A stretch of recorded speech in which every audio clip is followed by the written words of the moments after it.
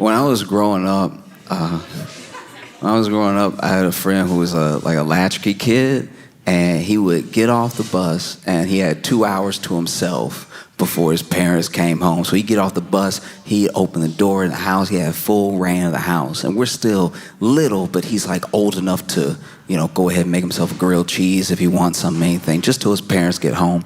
And one day he comes home and his parents had a get together the night before, and he sees laid out just a little bit left of some wine.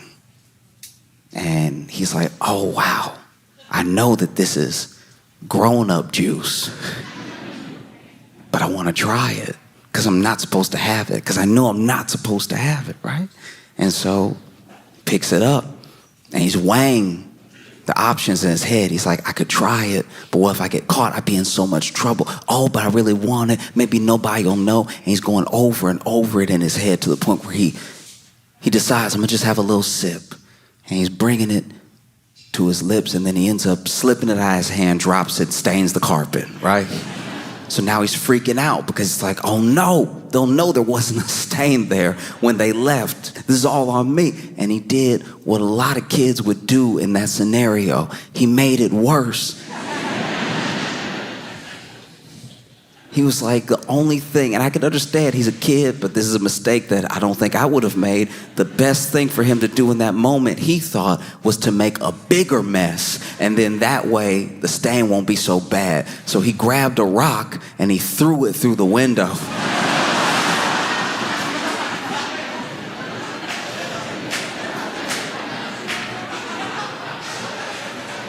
Which was a huge mistake because he went outside to get the rock and then threw it from inside outside.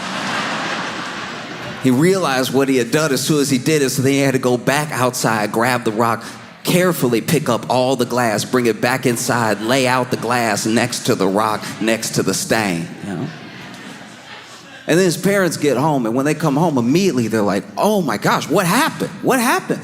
And he's had an hour 20 to think up a story, So he's over here like, it was crazy. They're like, what happened? You got the rock going through the windows, all this glass on the floor and this stain. He's like, well, the stain's probably not as big of a deal as the broken window when you really think about it, right? And they're like, what happened? And he says, well, the rock came through the window and it must have hit the glass that had the wine in it, the wine that really shouldn't have been left out. That's an adult beverage. I'm a minor. And then it must have hit the perfect angle to hit that glass and this glass and then knock over and then make a stain on our beautiful 3-bedroom carpet. And his parents were like, but did you see it happen? Like, how did this happen? Did somebody throw this? And he's like, uh-oh, because he didn't think that far. And so he was like, yeah, the man threw it. And they were like, what man? And now he's in deep because he's like, yeah, what man? What am I doing? And so he's like, yeah, there was a man that, threw the rock through the window and everything. And you saw him? Yeah, I saw him. He threw it and he ran and everything. And he thought maybe that would be the end of it. But from his parents' perspective, there was someone who threw a rock into the window, maybe to get inside while their son was home. So they had more and more questions, and he didn't know what to do. He was freaking out, Next thing he knows, the police have been called, and the police come over, and they're like, what did the man look like? And they over here taking notes and stuff, and he's like, he doesn't know what to say next because he didn't think this far. And that's how I feel like Trump must feel about Epstein, because it goes so deep. It's like he didn't think this far in the lies.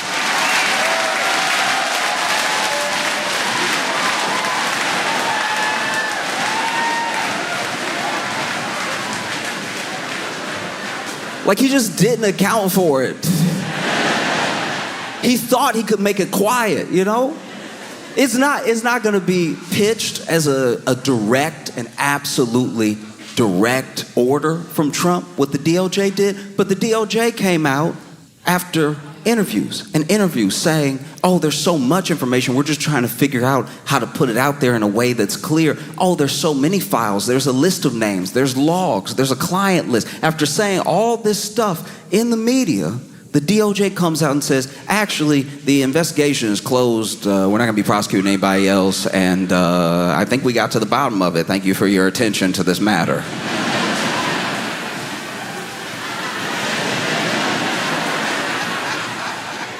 That's not going to stand at all. That's not going to stand with anybody, because you got to remember who Trump garnered with this belief that he released the Epstein files. He's got MAGA, sure, but he also has Q. Nobody talks about Q anymore, but they're still around. And they believe deeply that Donald Trump is going to be the one to unleash all of the truth. All the evidence will come out. When Trump is president, he'll turn over everything on the powerful cabal that has been victimizing people across the world. And then he's like, hey, yeah, there's no... And I think he thought that he could really bury it, that he could truly bury it. But he's wrong. He's wrong because there are a lot of things that he didn't account for. There are people that Trump controls. There are people who he orders around, and there are people who blindly follow him, sure. But he didn't count on things like Jeffrey Epstein talking before he died to a biographer for like 100 hours. Like just a ridiculous amount of time. I have friends I don't think I've spoken to for 100 hours. 100 hours, you probably say a lot of nothing, and you probably say some pretty interesting stuff. Those 100 hours of conversation is how we know that Trump and Epstein were tight for years. Well, even Epstein said he knows some of the inner workings of the White House because him and Trump would just chop it up. You know what I mean? That's heavy. That's a lot to try to sidestep. And Trump's been making mistakes this whole time. Even when Epstein died, right? Epstein dies, he was in jail and he passed. Who can say how?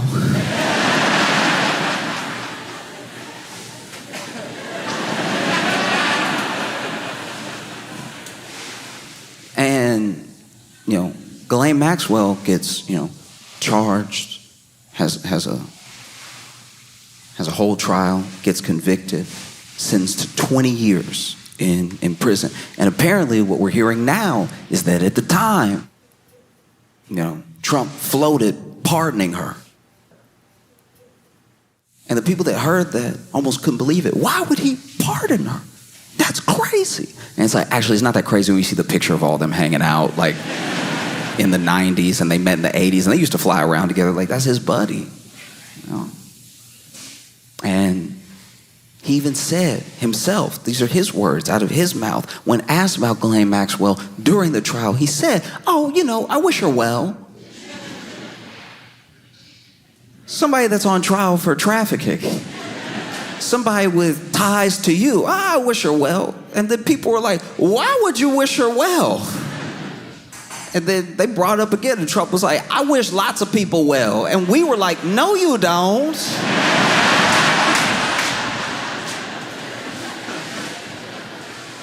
I've been watching you the whole time. I don't think you wish anybody well that I've seen. All you come up with is nicknames. Man floated pardoning her. That's crazy. And then the DOJ comes out, hey, yeah, this is done. Nothing else to see here. And people were having a hard time wrapping their heads around that. People who usually stump for Trump hard. No matter what he says, they manage to twist it in a way that maybe could make sense to you, and they'll say that that's what he means. One of the reasons that Trump can do everything that he does and it comes off a different way to everybody is because so many people think that they're the Trump whisperer. Trump will say something out of nowhere, and then there'll be people like, well, what he actually meant was something more reasonable that I'm going to say right now. And I'll be like, that's interesting, because he didn't say any of those words in that order when he was speaking. And I think he had a teleprompter, so I don't see how that's possible.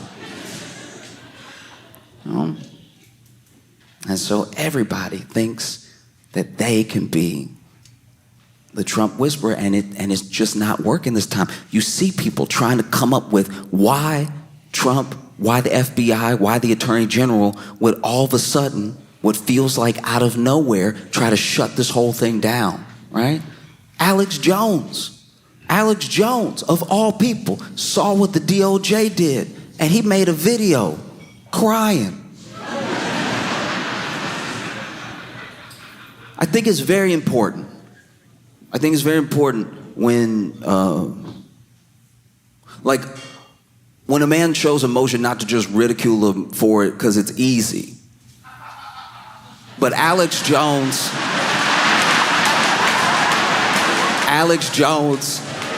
cries weird. Alex Jones cry weirder than anybody I've ever seen in my life. I don't wish anything good for Alex Jones, but to see him cry felt like something happened to me too. Like Alex Jones is up here like, folks. Like his eyelids were doing sit-ups, crying. I'm sick to my stomach, and I just can't believe this thing is happening. Wipe your face, dog. Like,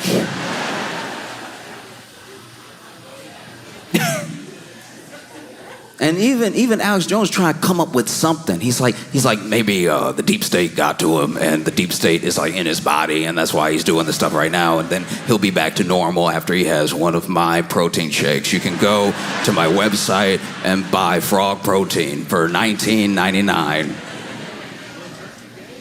No, it was crazy. Because Alex Jones, you gotta remember, this dude is a proper conspiracy theorist.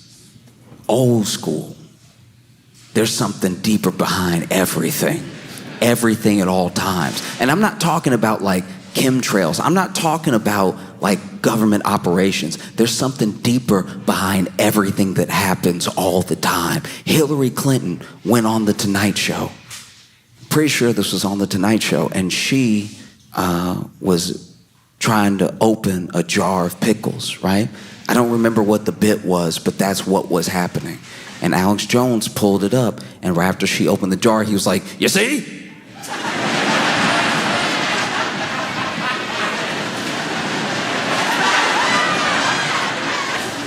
Do you see what happened right there? Hillary Clinton didn't open that jar. Now, in the video, she has opened the jar. Hillary Clinton didn't open that jar. That jar was pre-opened. All right? You can tell because there was no pop. There's supposed to be a pop. There was no. I brought the same jar. I'm going to open for it right now. And this man spends a while trying to open the jar.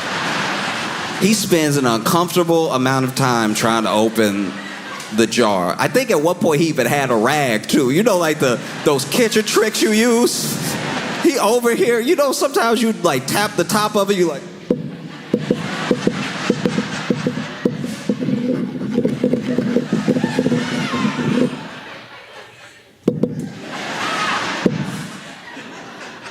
And he's like, I can't even open it right now, folks.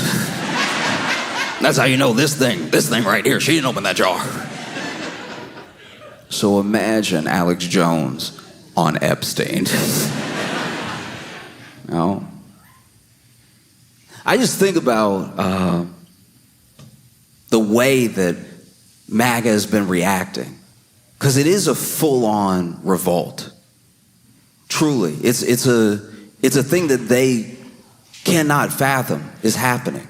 Whether it's Q, whether it's MAGA, or whether it's just people who have been following the Epstein case from the beginning. Because you got to remember what Epstein stands for. He is the ultimate boogeyman. He is the ultimate beacon for people that believe that all the elites are in on something together.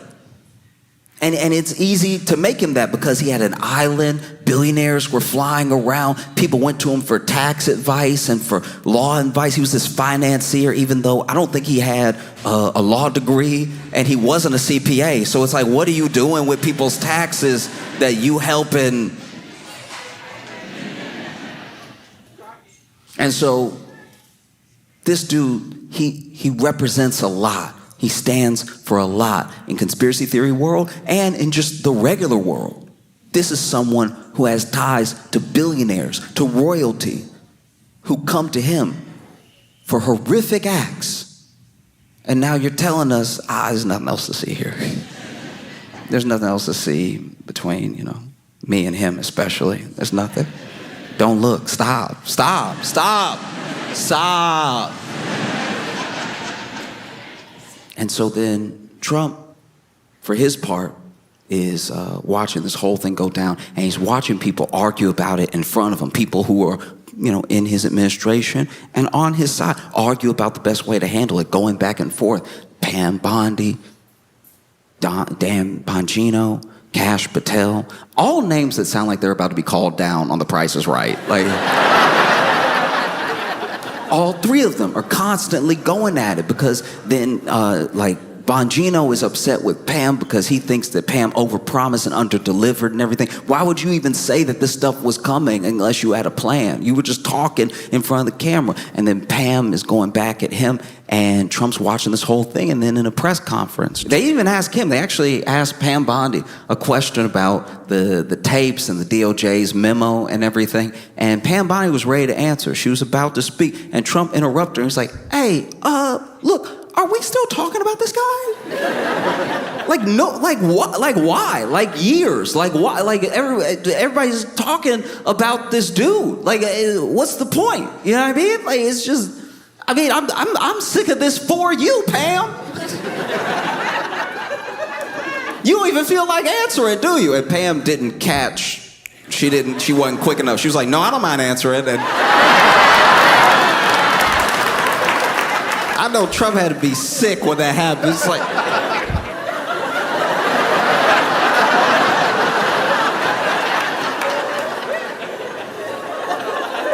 no, go ahead and answer then.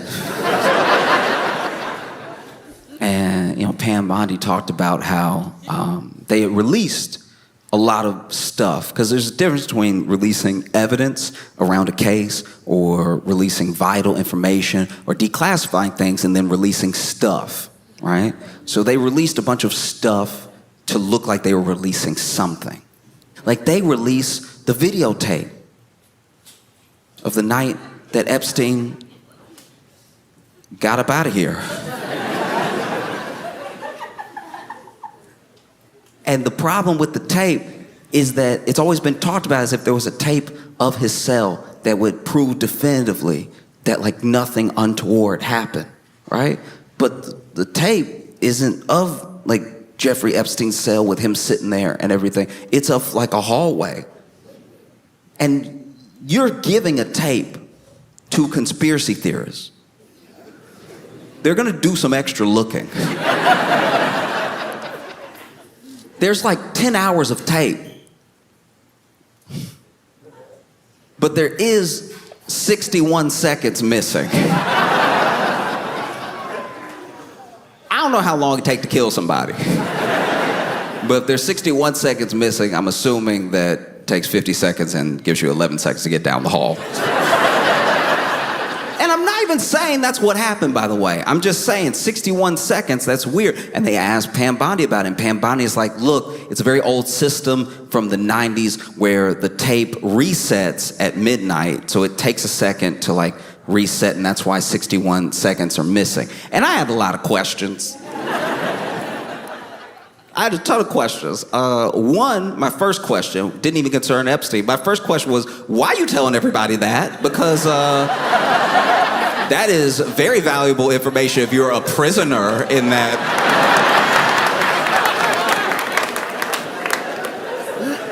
Because you know what they play in prison, the news. You probably sit there in Gen Pop wait, it what? Every day?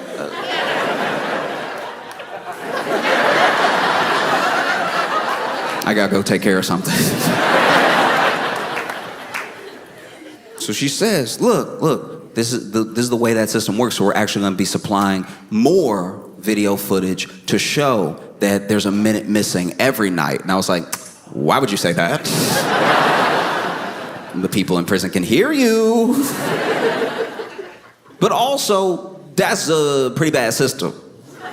It was supposed to be watching somebody and it takes a minute to blink. That's pretty wild. That it's just gonna be missing every day, and you're telling us that like it's not an issue at all. Felt crazy to me. And then they release the video, and then people go digging, they go looking, and one of the things they find is that the video has been doctored. Somebody at some point read the video through Adobe Premiere and did something. And I'm not saying, look. I'm not saying there's anything wrong with Adobe Premiere, all right? All I'm saying is I would have thought the government, with all their resources, you know what I mean? Like the government would have like a special program. That just feel pretty cheap to make an Adobe Cloud account that you run this Epstein tape through. Like nobody's gonna know, so then people are wondering about the missing minute. They're wondering about how this video's been tampered with. And then even people who watch the full 10 hours of the video, because you gotta remember, some of these people are dedicated. They're like, there's actually a guard that leaves one way and never comes back, which proves that there's two ways to enter that hallway.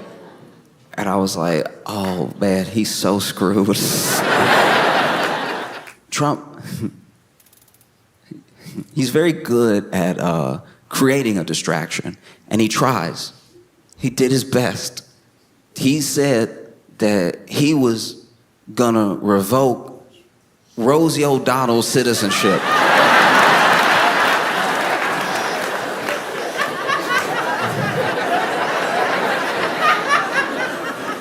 On any other day in American history, that would be a headline. Any other day, that'd be wild. And look, Rosie O'Donnell and Donald Trump have what I think is now like a 20-year feud going on, which is absolutely insane. The President of the United States has the ultimate and deepest beef. His arch nemesis is the actress from Harriet the Spy. That is mind-boggling. The leader of the free world is ready to have it out at any given moment with the voice actress from the main gorilla in the Disney movie Tarzan. The man with his fingers on the button for the nukes has a deep hatred in his heart, decades long, for Nickelodeon Kids' Choice Award winner Rosie O'Donnell.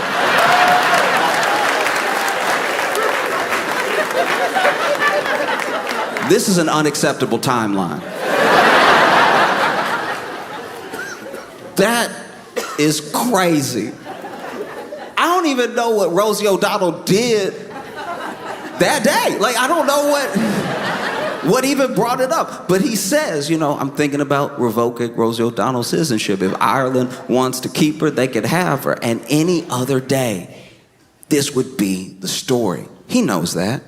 Who knows? Look, I'm of two minds about this thing because it is clearly a distraction, so I don't want to spend too much time on it. But I'm of two minds about this thing because, one, obviously, there's a world where he's just like saying stuff to say stuff to like swiftly like move the news cycle in another direction, and he may not do anything. But the fact, as a sitting president, that he would even muster up the corner of his thumbs to put that into a phone to go out to the world is so deeply insane. Because this thing that he's doing now is not just a step too far. It's the entire field too far. Rosie O'Donnell is an American citizen, a citizen. And so if he can do that, then truly, 100%, without a doubt now, nobody is safe. What started this whole like immigration, fear-mongering, you gotta remember, because you have to understand, as a platform, people have been running on it as long as there have been, green cards and immigration programs. Oh, is it a little too much? Oh, we don't like what it's doing to the landscape of our neighborhood and everything. And people have won votes on it. That's nothing new. But what's turned is the way that people are openly nasty and disgusting about it. There's always been racism in it. It's mainly what it is, because if you really cared about people coming over the right way, the legal way, then you would make the right way and the legal way clear, and you wouldn't kidnap people at their green card interviews, and you wouldn't have like mass people picking people up after baseball practice, okay? If that's what you cared about. And you also, you've structured this thing to make these people seem like monsters. That's been the plan this entire time, because if somebody is a monster, it is part of the human condition and a flaw that we have. As long as we see somebody as a monster, whether they are or not, we don't really care what happens to them. It's why they can make conditions in prison so bad, because the assumption is, well, everybody that's there deserves to be there, so screw them, right? If they don't have clean water, or if they can't shower, or if their food's contaminated, good. Because they did something bad to earn that place, right? And it helps you strip the basic humanity of looking at another person, whether they've made a mistake or not, or looking at another person, whether from a different country or not. And if you get really good at stripping that humanity away, you can do whatever you want, and then you start to be able to do whatever you want to anybody that you want. And that's what's been creeping up this entire time. What started as like, guys, they're eating the dogs. Remember, they're eating the dogs, they're eating the cats. Nobody's pets are safe. It was getting so dumb. It was past like, these are criminals and they're killing us and they're coming over here to do terrible things. And then it started to morph a little bit more. Okay, look, I know that they're going through the proper channels and everything, but they have a misdemeanor in another country. Do we really want somebody like that to become a citizen? Maybe we should deport them now. No, I understand that they have their green card, but they also, I don't know, they have this weird past out like, or they wrote an op-ed I didn't like, or they said a thing that I didn't like. So do we really want someone like that in our country? I know that they are a fully naturalized citizen, but the way that they became a citizen is a little bit under suspect, because I said so just now. So maybe we'll deport them. And now we're all the way to the point that American citizens that I do not like can be gone. And so you see, when you let somebody's humanity get stripped away over and over and over again, and it's in the back of your head, and you even go with the lie. They probably did something, or maybe they shouldn't have done that thing, or maybe they have a good reason. When you do that enough and it finally comes for you, don't be surprised. Because the thing with the Rosie O'Donnell, it's like there's a part of it that I think is nothing. I'm not saying that thing is absolutely gonna happen. I'm just also saying that the fact that he even fixed his fingers to put it out is a problem. And normally, on any other day, it would have been such a problem that it's what everyone on the news would have been talking about. But this was a different day. This was a day where Dan Bongino is so upset he doesn't even report into work. He's tired of arguing with Pam Bondi. He might resign. Other people are talking about resigning. This Epstein thing isn't going away. And so then Donald Trump did what he does best, what he does in a crisis, and what he does when it counts. He made it worse. Like a kid throwing a rock through his own window. He makes it so much worse. And now Trump is dealing with that fallout. There are people calling for Pam Bondi to resign. There are people that are asking Trump extra questions. And then Trump crashes out spectacularly while y'all were probably parking. And so I'm gonna do this real quick. I don't like to use my phone or bring my phone out often, but I have to read you what Trump posted. And admittedly, look, I'm gonna read every word that he posted, all right? But I will be doing it the way that I read it in my head. This is insane. What's going on, my boys? Boys in quotations. Oh no, what's going on with my boys? Boys in quotations. And in some cases, gals? Also in quotations. Are you asking us a question about what's going on with them, or are you confused about the gals specifically? They're all going after Attorney General Pam Bondi, who is doing a fantastic job, all caps. We're on one team, MAGA, and I don't like what's happening. We have a perfect, all caps, administration. The talk of the world, all caps, and selfish people, in quotes, are trying to hurt it, all over a guy who never dies. What?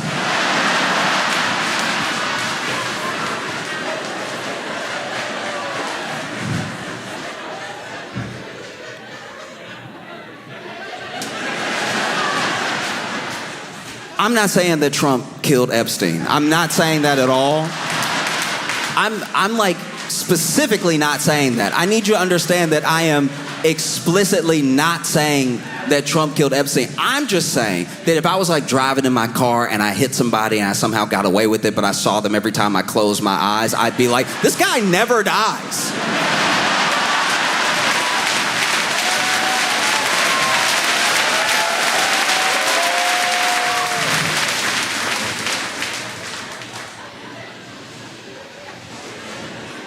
All over a guy who never dies, Jeffrey Epstein. For years, it's Epstein over and over again. This is a man who hasn't slept. For years, it's Epstein over and over again. Why are we giving publicity to files written by Obama?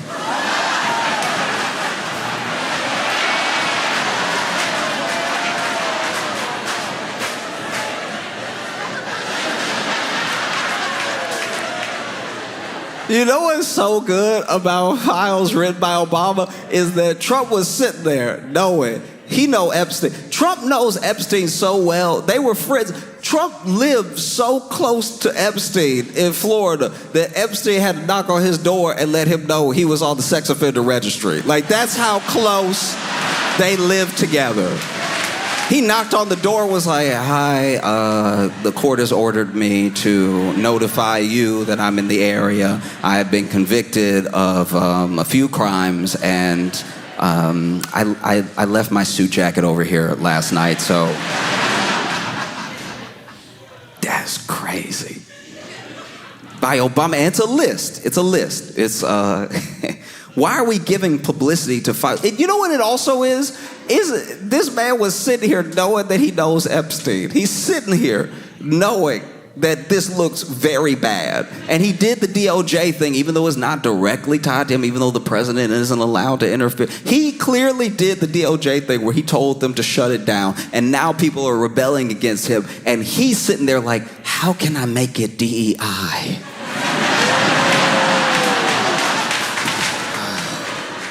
Obama. Thanks, Obama.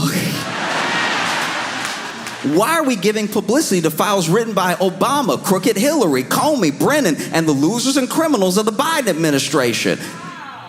So I guess they were all in a room in this scenario, and they wrote the files together in tandem. Like, Obama just knew that everyone in the Biden administration would be in the Biden administration one day, so he gathered them all together. But this is also before Epstein ever died or anything, so Obama time traveled to like right after to know it would hurt Trump, so then he came back in regular time and he sat down Hillary Clinton, Comey, Brennan, and the loser, he had to get all the losers and criminals of the Biden administration in one room so they could write. Also, wrote the files? Isn't it a bunch of documents? And the losers and criminals of the Biden administration, I do like that he said there are criminals in the Biden administration, but there are some people who aren't criminals. They're just losers. but I want to make sure I address them too. You're not safe. You're not safe just because you're not a criminal if you're a loser as well, all right? In fact, you're a loser because you're not a criminal, all right? I have 34 felony convictions, and I'm the president, okay? You out here not even a criminal. You can't even criminal good. Loser. And the losers and criminals of the Biden administration who conned the world with Russia, Russia hoax, 51 intelligence agents, intelligence is in quotes, the laptop from hell. I don't know what that means. I don't know. I really don't know what that is. I don't know if that's like Hunter Biden's laptop or a laptop with Hillary's emails on it, or if he just had a bad experience with an HP laptop. But like, that is also in all caps. The laptop from hell and more, ? They created the Epstein files just like they created the fake, all caps, Hillary Clinton, Christopher Steele dossier that they used on me. And now my so-called friends, this man hurt because my so-called friends, as a world leader, my so-called friends is the most Regina George Mean Girls line I've ever heard in my entire life. My so-called friends is wild. Foreign diplomats, world leaders had a dinner that Trump was at, and they made fun. This is his first term. They made fun of him at the dinner. He could probably hear him in the background. They were laughing. It was like Boris Johnson and Justin Trudeau and other people, and they were over here doing him. They were over here like just making fun of him hard, cracking up, talking about how he doesn't know how to spell, everything.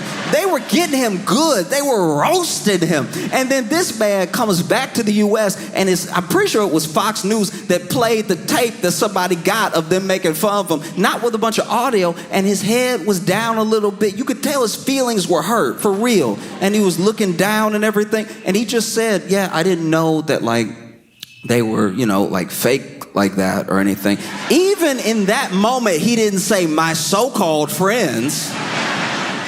My so-called friends is insane. And now my so-called friends are playing right into their hands. Why didn't these radical left lunatics release the Epstein files? If there was anything in there that could have hurt the MAGA movement, why didn't they use it? And this is good. This is clever. He's doing what he does. This is the Republican talking point that's going to go around. Look for it over and over and over again. Well, why didn't Biden release the Epstein files? If there was anything in there that could hurt Trump, that could derail MAGA, why didn't he release it? All right, that's the most I know you are, but what am I logic I've ever heard in my life? Because you're the president now, so you could release them. I know that Biden didn't release them, but you could release them. You could.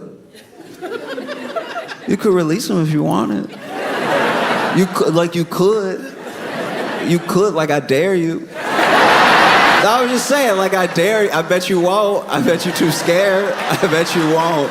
But you could. I know Biden did it, but you're the president now, and I thought you were a better president, so you could do anything that Biden didn't do. You said that. You were like, there's a bunch of things Biden can't do that I can do, that only I can do, and one of those things is release the Epstein files. Like, I bet you won't do it, though, because you're scared. No, it's just funny, man. This man, he's going through it. Why didn't they use it? They haven't even given up on the John F. Kennedy or the MLK Jr. files, which is a terrible idea to bring up different conspiracy-laden things while you talk about there not being a conspiracy. That's crazy. That's a terrible move. This man is derailing. No matter how much success we have had securing the border, deporting criminals, fixing the economy, energy dominance, a safer world where Iran will not have nuclear weapons, it's never enough for some people. This man is spiraling. It's never enough for some people is not what a president says. It's never enough for some people is not how you speak as a president. That's how you speak as a dad who just finished a 16-hour shift and somebody tells you to take out the trash. It's never enough for you people. Every day, I've been awake for 24 hours. It's my birthday. Yeah, thanks for the time.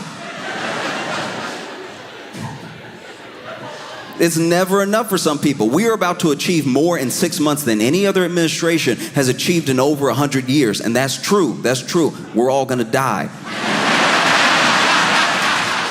And we have so much more to do. We are saving our country and making America great again, all caps, which will continue to be our complete priority, all caps. The left is imploding. Kash Patel and the FBI must be focused on investigating voter fraud, political corruption, Act Blue, the rigged and stolen election of 2020, and arresting thugs and criminals instead of spending month after month looking at nothing but the same old radical left-inspired documents on Jeffrey Epstein. Let Pam Bondi do her job, all caps. She's great, all caps. The 2020 election was rigged and stolen, and they tried to do the same thing in 2024. That's what she's looking into as AG, and much more. 1 year ago, our country was dead, all caps. Now it's the hottest, all caps, country anywhere in the world. Let's keep it that way and not waste time and energy on Jeffrey Epstein, somebody that nobody cares about.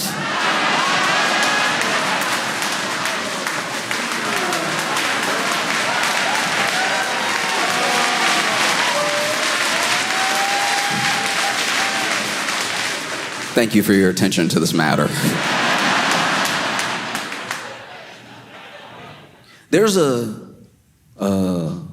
thing I read about a long time ago. There was this leader named Father Yod, and Father Yod was the head of the Source family. The Source family was this collection of people. Some people called them a cult and everything, but they mostly kept to themselves. Like, they ran like a vegan restaurant, I think, and they just minded their own business. But one of the most interesting things about Father Yod was Father Yod told them early on, before it was ever even really a cult, before there were even a lot of members, I'm God, and don't go to a hospital. That was his thing. And that happens in a lot of cults, by the way. Don't go to the hospital because hospitals are full of experts who can provide answers that I can't. So if I can cut you off from other experts, if I can cut you off from people reasoning in a way that is just direct with logic, I've already started to bring you into the fold in a way that you'll never leave. And so Father Yod would tell them, don't go to a hospital, right? And so they didn't. Members of the Source family would not go to a hospital. And they did what I would say was generally well for a cult as far as length. A lot of cults fall apart in those first few years. You know what I mean? First year, everything sort of starts out good. Everybody's just having a good time, making friends, living in a commune and everything. And then year two, somebody try to get you drink something or do something else. Just people start coming for your mouth, you know what I mean? And all sorts of ways that get uncomfortable, and that's usually when the cult falls apart, because there are people that are like, ooh, I'm not gonna do that, I'm not gonna drink that, ooh, that's weird, no, I'm gonna go, right? And then that's when leaders sort of crumble and start having power grabs, and they get paranoid and everything.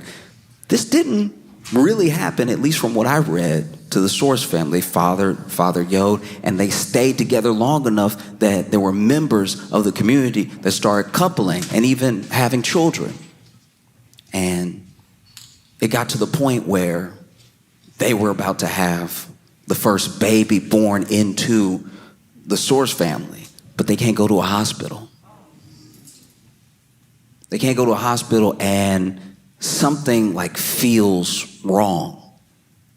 And no one can really describe what it is, but basically this member starts going into labor in real time. So everybody is looking over to Father Yod. You know, you said you were God. You told us not to go to the hospital. I think you have to deliver this baby. And so this man does it. He delivered the baby, but when the baby came out, it wasn't making any noise. And it wasn't moving at all.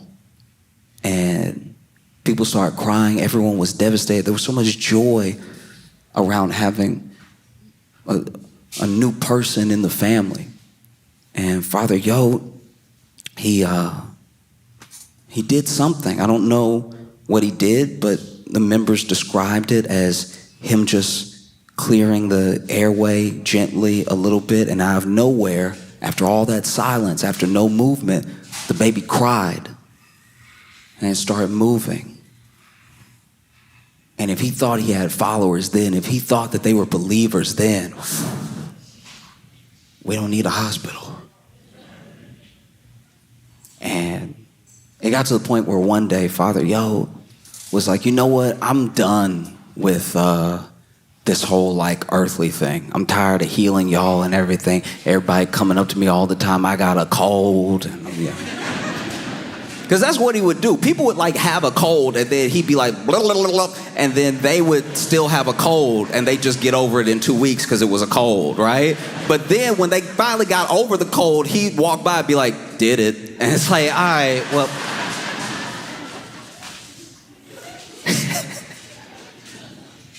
And so, there's one day Father Yod said, you know what I'm gonna take a vacation. Get away from y'all for a little bit. I'll come back, but I'm gonna take a vacation. I'm gonna take it in heaven. And so he got on a 1,300-foot cliff with a glider. Because I guess he thought he was gonna glide up enough to just like get to heaven's front door or something. Like this man is truly like lost to the sauce, right? He'd been leading the cult too long. He believed him now. I wish I had half the confidence. Because that's so crazy to think you're just gonna fly up to heaven and stay up there, but you also need a glider. Do you know what I mean? Like, at least people on ecstasy think they gonna just fly immediately, you know? This dude gets on the glider, takes off, and never did this before in his life. Wasn't trained or anything. And so he jumps off the cliff in the glider, and he goes perfectly down. He goes straight down. This man, bow, right? And so the followers like, oh, he went the wrong way. And then they come down the cliff and everything, and they come to get him. He laid out. I can't even do it. He laid out. He laid out like, but not like busted up. He's not dead. He's laid out like this. And didn't have any, to what I read at least, he didn't have any significant, any substantial like bruising or markups on his body. Another miracle, you would think. Turns out everything stayed intact, but his guts were all upside down. Like this man stayed perfectly in his body, but his lungs were in his feet. Like and so they run up on him, and he over here laid out like, I can't even do it right. Like he laid out like, when they find him, glider crash, he laid out like this. And they run up there like, Father, Father. And he's like, get me to a hospital. Get me to a hospital. Now. And the followers are like, what? And he's like, yeah, the one on 32 Roscoe, please. Hurry up and get me to a hospital. And there's different accounts of this. I'm sure that there's followers that say he never asked for a hospital. I'm sure there's followers that say he asked for a hospital immediately. But this dude is like, get me to a hospital. And then the followers are like, what? Why though? Like, you said never go to a hospital. You said that that's not real science in there. You said that you get sicker if you go to a hospital. We can't take you to a hospital. And he said, get me to a hospital. I'm serious. Oh, I feel something upside down. You know what it probably sounded like? I mean, I'm not there. We don't have the footage or anything. But I imagine if you fall 1,300 feet down, you probably sound like that grape lady. Remember that grape lady that was crushing the grapes, then she fell, and then she went, arr, arr, arr, arr, arr, arr, arr. Off camera, we didn't see her.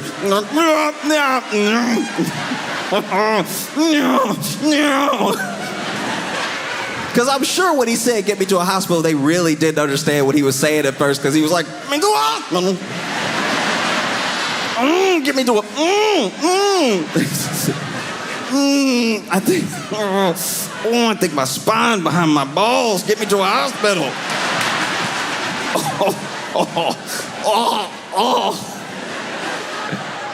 But then my man looked intact. So they're like, no, he doesn't need a hospital, he just needs rest. And then he died 9 hours later. And so when I see the way that like MAGA is turning on Trump, it just feels so much like, why would you? Wait. Why would he lie?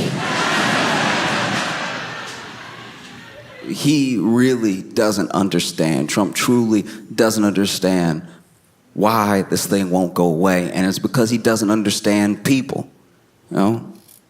Whether it's, you know, the MAGA base, whether it's Q, whether it's anybody online, anybody interested or concerned about anything to do with Epstein, all those people are people. So if you lead people on and you lie to people, they have a reaction. You can't just get something and give nothing in return. And people won't let it go, and they won't give up on it, because this man is real. He really existed. And he really destroyed a lot of lives. And for all of our faults as humans, we care about that. And so no, we're not just gonna let it go. It's not like some passing fad of a thing. I think it is to him, because he just uses what he needs while he needs it to get what he wants. And once he has it, he throws it or the person who gave it to him away. And it's something that some people are finding out right now, that he'll betray you on a dime. Nothing matters to him.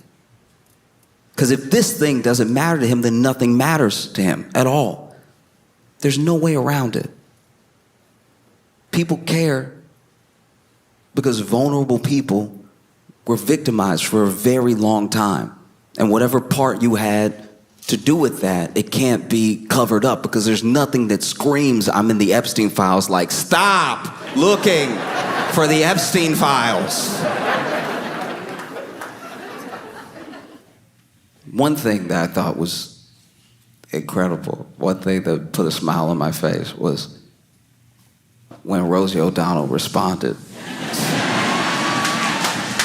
to Donald Trump talking about revoking her citizenship. And I know I don't like to pull out my phone, but I want to read you what she said. You can actually look. You can actually. This is on her Instagram, so you can actually look this up for yourself. I'm not kidding. This is crazy. So first thing she does is post a picture of Trump and Epstein together, which is genuinely hilarious.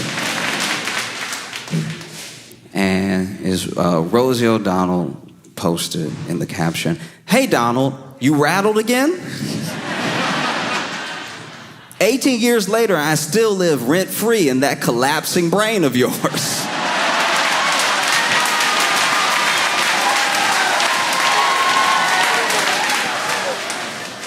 I'm gonna be honest with you right now. I watch the news all the time. I watch people try to defend Trump. I watch people attack Trump, and I'm chronically online. So I watch people insult Trump all day long, and I have never come across collapsing brains. Collapsing brain would actually explain everything. It would explain the made-up words. It would explain the spelling. You call me a threat to humanity, but I'm everything you fear: a loud woman, a queer woman, a mother who tells the truth, an American who got out of the country before you set it ablaze. You built walls, I built a life for my autistic kid in a country where decency still exists. You crave loyalty, I teach my children to question power. You sell fear on golf courses, I make art about surviving trauma. You lie, you steal, you degrade. I nurture, I create, I persist. You are everything that is wrong with America, and I am everything you hate about what's still right with it. You want to revoke my citizenship, go ahead and try. King Joffrey with a tangerine spray tan.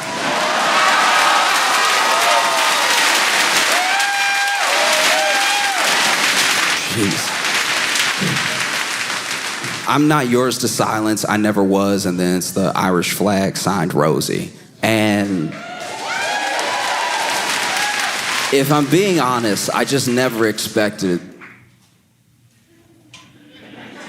I never expected the president of the United States to be so effectively eviscerated by one of the supporting actresses from A League of Their Own. It just feels wild that this is life. Philly, y'all been phenomenal. Thank you so much. I appreciate y'all. I hope you had a fantastic time. I had so much fun with you. Thank you for an incredible weekend at the Fillmore. Thank you for 8 sold-out shows. I appreciate it. It still sort of blows my mind. I can't believe it, if I'm being honest. I can't believe that they agreed to do it. Both of them agreed to. Trump and Biden are going to debate.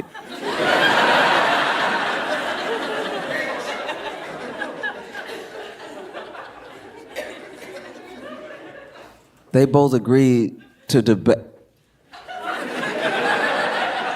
This was crazy about them debating. We know how we feel. It's weird that both of them were like, you know what'll do it?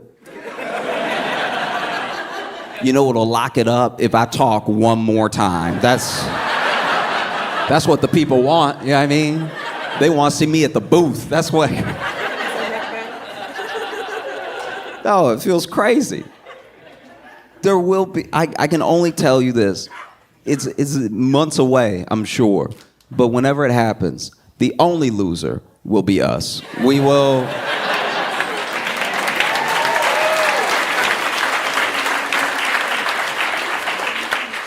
Both those dudes are gonna talk and interrupt. It's gonna be a hell show, and then everyone's gonna walk away like their dude won.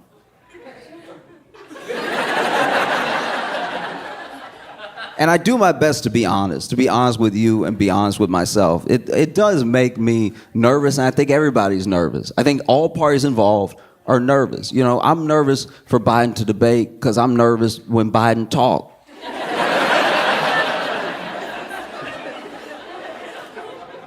Don't be like that, you know.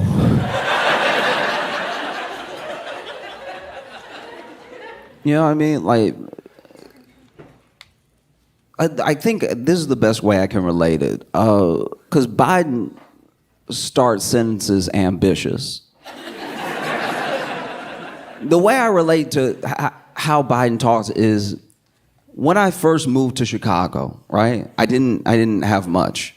And I moved, and I really wanted to clear my head because I was overwhelmed with the move, right? And I was young, but I was still scared. I didn't feel like I knew enough people to really have a support system or anything. And so I was like, you know what? I'm just gonna learn the area. I'm just gonna go for a walk, and without my phone. I don't want to be in my phone. I want to learn the neighborhood. I'm gonna go for a walk. I'm gonna clear my head. So then I left my phone at the apartment, and I just went for a walk. And it felt good. It felt genuinely great to just not have people texting me, not be getting notifications on my phone, not get distracted from anything by my phone, and just look at what a beautiful city I had just moved to. And the weather was nice. Y'all would have appreciated it. It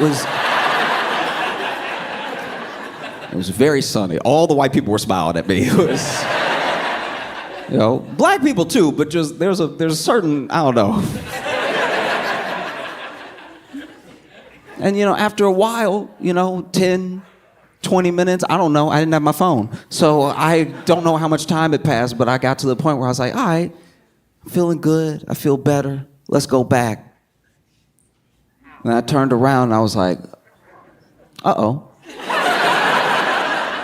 Because I had just moved to a new city, and I knew my address, but I didn't know much else. I don't know how many lefts I took, I was just sort of following the sunlight. I was letting them lead me, and then, now I'm like, uh-oh. And so it took quite a while. It took a much longer walk than I anticipated for me to get back home, and that's what every sentence Biden says feels like. It feels like Because you can see when he ready. When those first 2 words in, it's like when somebody try to run and they can't really run. Because it's like he start off hard, and then by the middle, you can see in his eyes, he's like, oh, where was I? And then by the end of the sentence, he's like, I think I stuck it.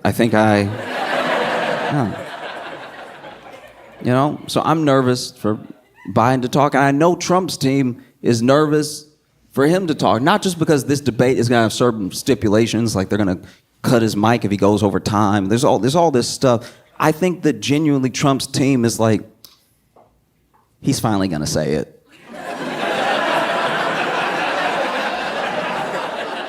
We've managed to go 9 years without him saying it, but he gonna slip. He gonna say it. I don't think it'll even be in like reference to black people. He just gonna say it. But he gonna be talking about fruit or something, like even racist people will be like, huh. That's not how I use it. He's so creative.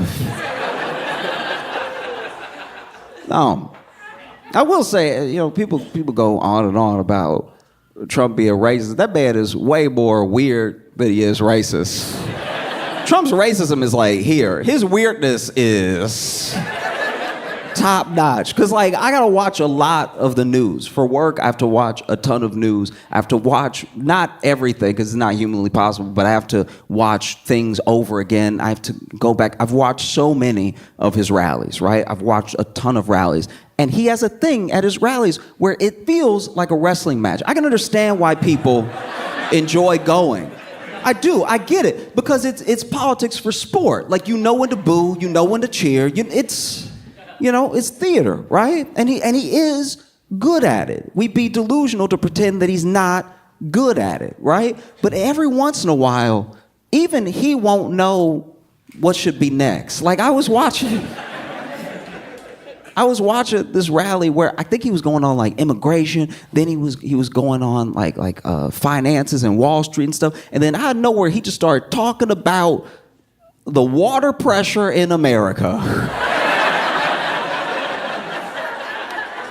And you could tell people who had just been cheering were like, yeah, oh, yeah, I guess. Nah, I mean, he's not wrong. I have felt that too. Like, I felt like this man was railing about immigration, and out of nowhere, he's like, there's no like the shower don't hit. The toilets don't flush when you want them to flush. It take 3 flushes. This man literally was like, it take 3 flushes. What are we doing, people? The washing machine doesn't get the stains out. Like, it really was like this political thing that quickly turned into like how his day was going. And honestly, it's the most relatable he's ever been to me. Because I was like, nah, he not wrong. Sometimes when you at a hotel, it does drip on you. And you're like, nah, I need power. I need that masseuse setting in the shower. Yeah.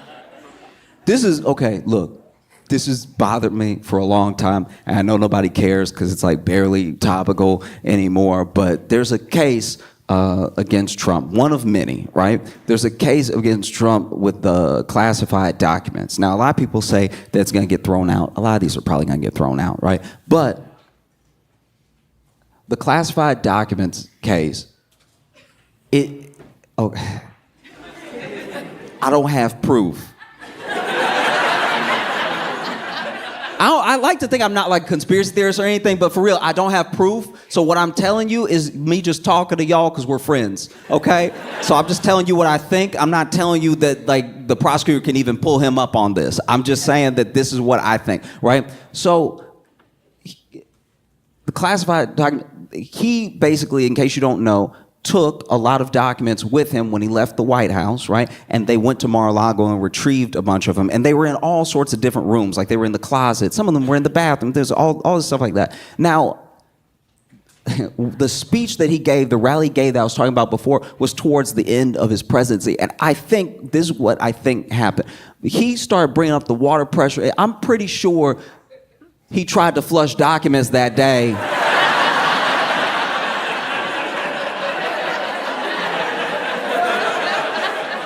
Before the rally, like they were like, Mr. President, we have to go. Like, we have we have to go. We're gonna be late. And he's like, you know, he read something. It didn't seem good. Everybody jokes he can't read. The man can read. He probably read it and was like, this one.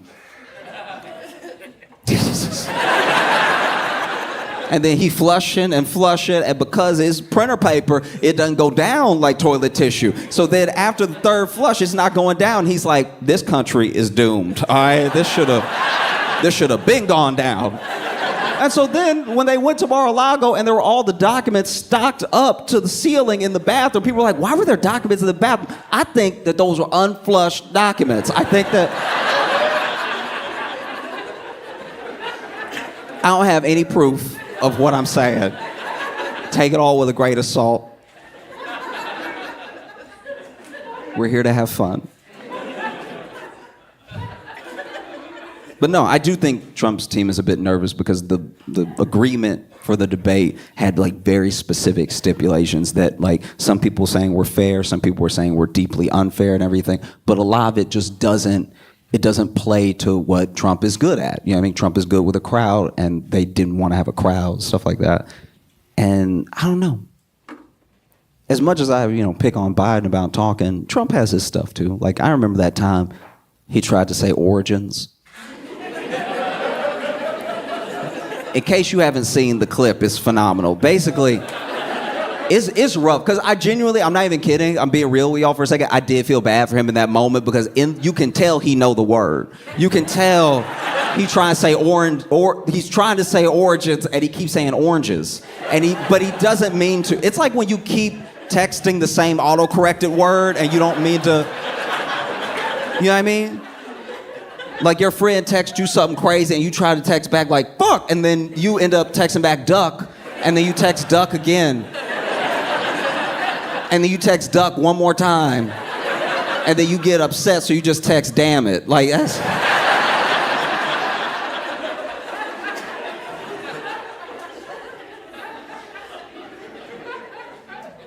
Because he knew the word. He really did. He was like, the oranges of it.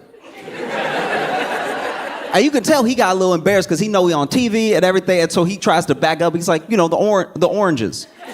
The oranges. It was like watching somebody with their phone, but in his mouth. He was like, and I was also like, he needed to tell his mouth to act right, because I can tell his brain knows the word, because he kept saying oranges. He's like, the oranges, the beginnings. Where it starts, the oranges, the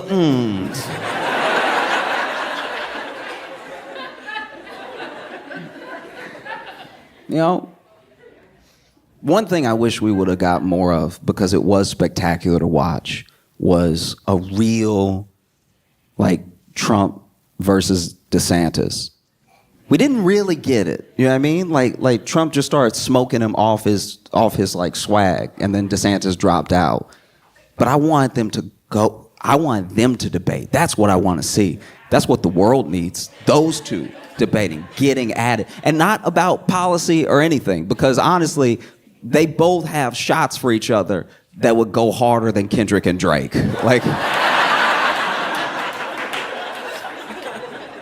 Trump and DeSantis in a debate, all Trump has to do is, do his thing. I'm the president you love, and whatever. And then DeSantis can just be like, well, I served in the military.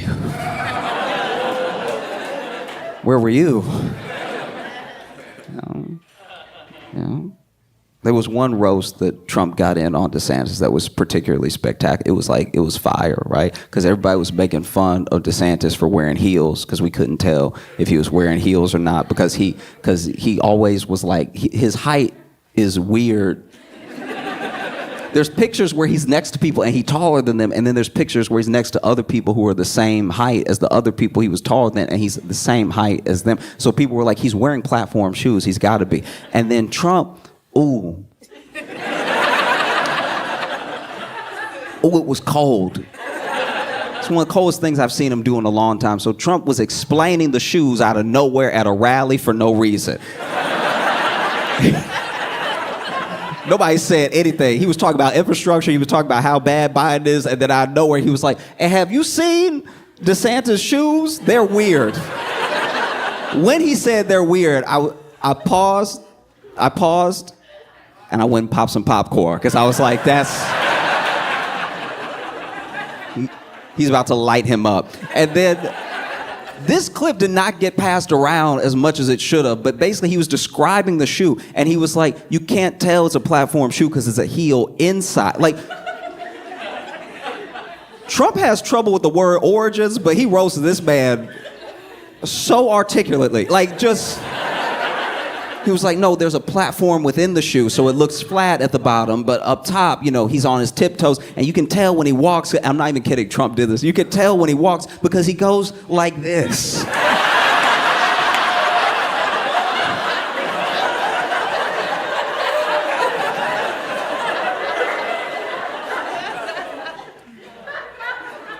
Wow. Wow. That's my main thing with the debate, too. Biden versus Trump debating. Again, we didn't get anything out of the last one that they did, you know what I mean? And I just think, okay, I do think it would be funny if, remember, we're here to have fun. It would be funny to be cool. It would be funny to me if during the debate, one of them died. Like, that was, like, that's...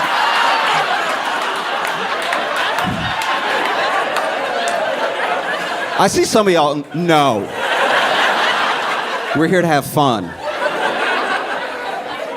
We're here to have fun. Don't do that. No. Cut it out. You know that it is, because these are very old men. They're both so old, they both used to be president. Like, yes. Do you know how old you have to be to used to be? The job you don't get until you're 70?